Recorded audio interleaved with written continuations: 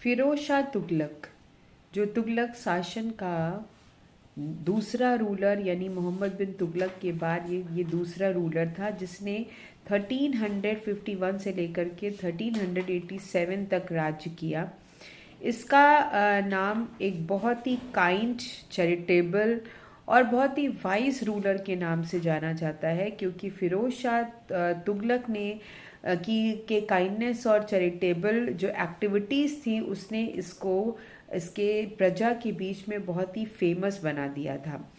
इसने लोगों के रखरखाव के लिए या उनकी भलाई के लिए बहुत सारे काम किए।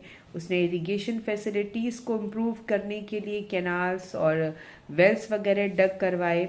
उसने एक चैरिटेबल ट्रस्ट खोला था जिसको कि दीवाने खैरात कहा जाता था, जिसमें कि फाइनेंस हेल्प दी जाती थी पीजेंट्स को और ज़रूरतमंद लोगों को, और ज़्यादातर और उन लोगों को जिन्हें कि अपने घर में अपनी बेटी की शादी वगैरह करना पड़ता था, उनके पास पैसे नहीं होते थे, तो फिरोज शाह तुगलक का ये चैरिटेबल ट्रस्ट ऐसे लोगों को लोन देता था या कभी कभी इनका लोन माफ़ भी कर लेता था।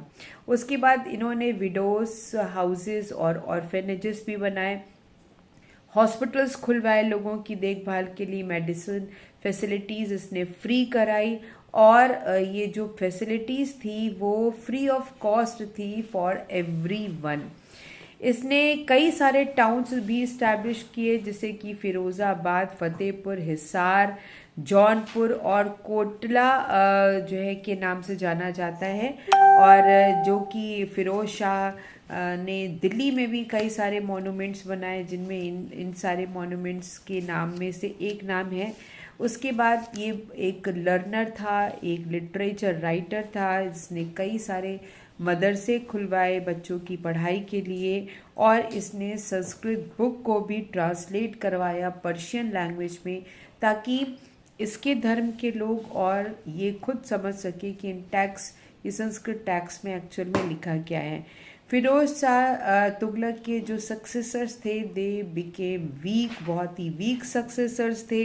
तो प्रोविंसेस जो है वो डिक्लेयर देमसेल्फ, यानी कि और जो जितने भी प्रोविंसेस थे वो अपने आप को इंडिपेंडेंट डिक्लेयर करने लगे। और उसके बाद इसकी डेथ के बाद उस समय तिमूर डायनेस्टी हमारे हिंदुस्तान में आई थी, जो कि टर्किश इन्वेजन हुआ था सेंट्रल एशिया पे, और 1398 में ये तुगलक डायनेस्टी पूरी तरीके से डिस्ट्रॉय हो गई।